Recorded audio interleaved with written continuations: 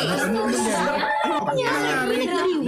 nasa Iskaramusa na sa DCGB. Escaramuza, istorya sa kakanan, mano-mano sana. Marina, intra na sa Escaramuza.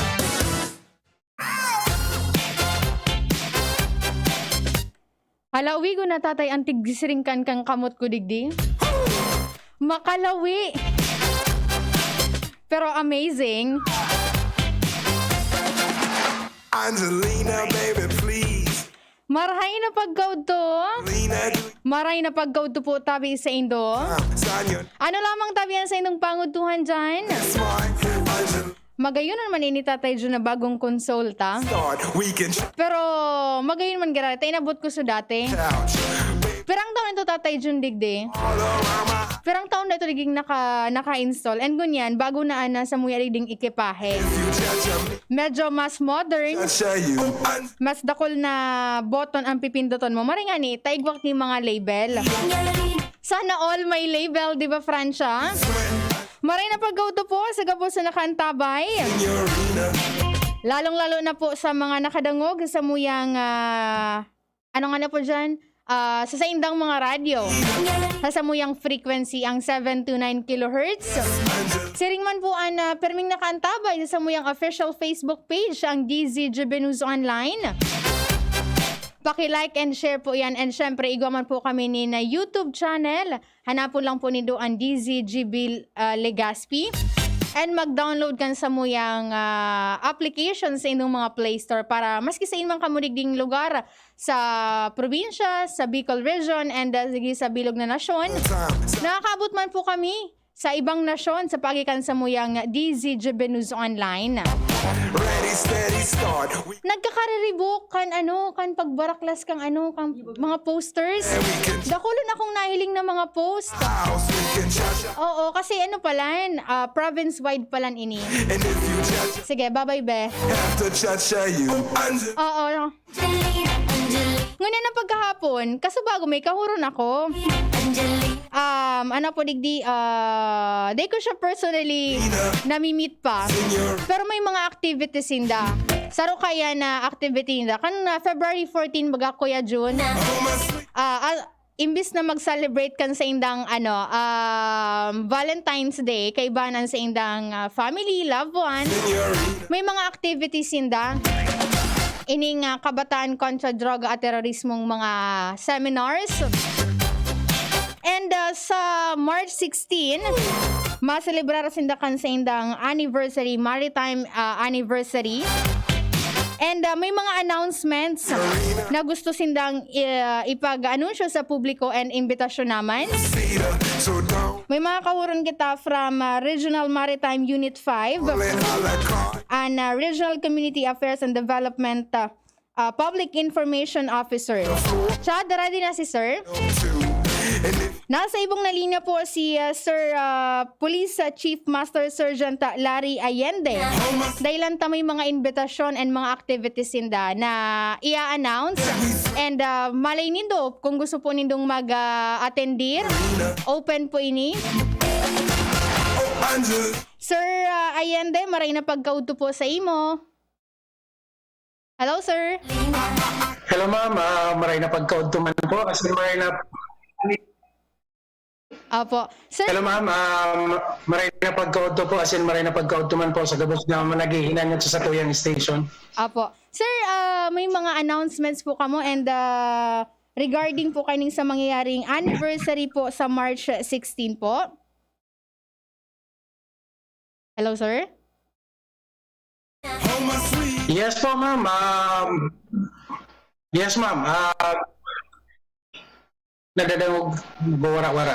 Apo, okay. Go ahead po, sir. Yes ma'am, in connection po sa anniversary po kang Maritime Group kung saan po igwa po kin mga nakakalendaryong mga activity para po sa pagsilibrar ka na sabing anibersaryo. Ini po the 33rd anniversary po kang 31st Maritime Group founding anniversary po. Kinawan po kiman lain-lain na activity and man lain-lain na istasyon kang Maritime. So ano po yun sir ang mga activities po? Po sa Regional Maritime Unit 5 sa pangingina, po kami mga nakakalendaryong aktibidad sa po digdi ini pong pigapod ng simultaneous mangrove planting. Kung saan po naka-schedule po ini sa March 4, nagigibuhon na po duman sa coastal area po kan Bakakay Albay. Na panginginutan po kan sa muyang opisina asin sa pakikitumabang po kan lokal na gobyerno kan Bakakay asin man lain-lain po na stakeholder na nagsusuporta sa tuyang mga aktibidad. Pero po kana simultaneous mangrove planting kasabay man po digdi so simultaneous coastal cleanup, bloodletting activity asin man lain-lain pang aktibidad para po mas lalong ma-highlight itong anibersaryo kan sa muyang opisina asin kan sa muyang national headquarters. Apo. Sir, sisay sa mga pwedeng mag-invite, exclusive lang po ba ini sir duman sa mga personalized from Regional Maritime Unit or pati po ang publiko pwede pong mag-participar po? Ini po ma'am na activity kang Regional Maritime Unit 5 bukas po ini sa gabos na interesadong grupo na gusto magbali sa aktibidad na ito. Mas maray nga po ma'am kung dako lang magpartisipar tanganing mas lalong dakol ang satuyang maitanom na mangrove sa satuyang mga costales tanganing magsirbing protection kan satuyang mga komunidad na yaon sa coastal areas. Apo. Dayman sir kay ponan nga ki mag-pre-register muna po or direktang magpasiring lang po duman sa venue ang mga gusto pong mag-join? Yes ma'am, wala po kaming tiga-apod na pre-registration. Pwede pong magduman na lang po sinda 10 a.m. po sa Barangay Uno Covered Court kana Bakakay Albay. Tangaling duman na lang po sa registration. Medyo urod to na ini ma'am yung low tide po kaya ang satuyang tigsusunod kasi ang low tide po talaga is alas 12. Apo. So magkakay po kidiit na patara-tara asin aga. Apo. Nabanggit din na sir, magkakaigo ka munin bloodletting activity. Saan po ini sir mangyayari po? Actually ma'am, ini pong bloodletting activity, digdi po ini sa Legazpi. Pinagpo-coordinar pa po ini sa Red Cross and sa City Health kung saan pwede magkondusir ka na sabing aktibidad. And kailan po ini sir mangyayari po na bloodletting po?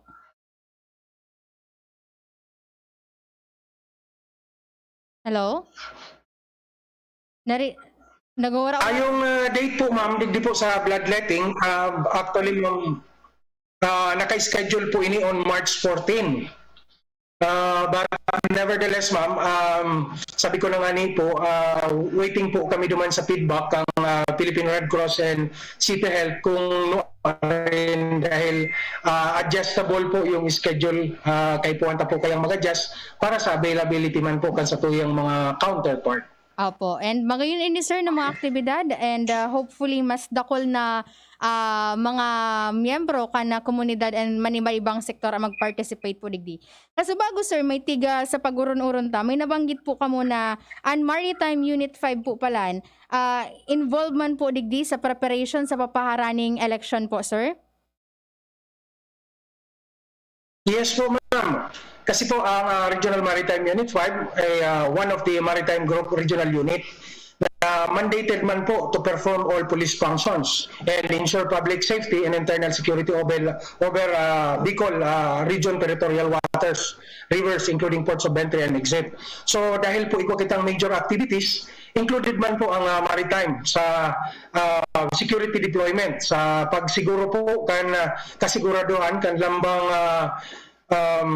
residente or botante or maski ni po sa tuyang mga politiko, lalong-lalo na po sa pagbantay kan sa tuyang mga katubigan.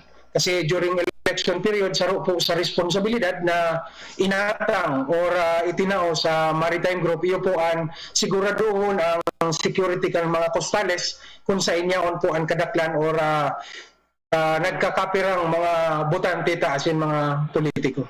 Opo. So far, sir, kumusta po ang preparasyon nindo? And kaso bago minabanggit ka po na certain province, nagari nag-deploy na kamo or may tigiling kamong deployan ni mas dakol na personahes po?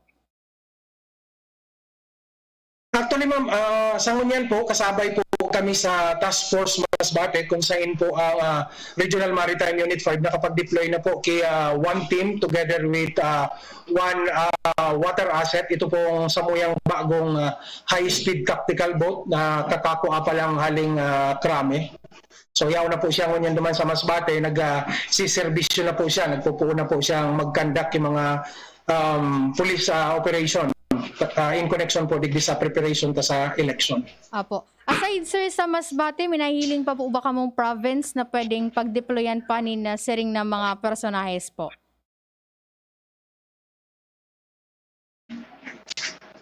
Ano po ito ma'am? Dahil ko po nakuha. Medyo nagputol-putulan sa tuyang internet. Aside po sir sa Masbate, minahiling pa po kamong lugar digdi sa Bicol region na may siring katong senaryo and siring katong sitwasyon and mapagdi-deployan pa po nindo nin mga puwersa po. Actually ma'am, sa ngunyan ang Police Regional Office 5 kung sa inyo po nanginginutan sa mga deployment and priorities area, Masbate pa lang po ang ina-identify na kumbaga highly required na ma-deployan as early as possible.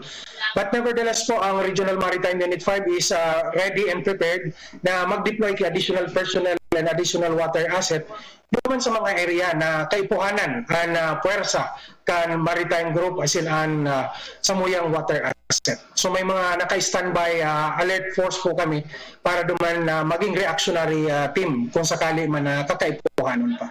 Apo, very good sir. At least preparado po kita and data man tigahagad na magkaigwanin karadabukan sa anuman na probinsya digdi sa Bicol region. And sir, may mga other activities pa po kamo dyan sa maritime po na gusto pong i-share sa tuyang mga paradangog gunyan?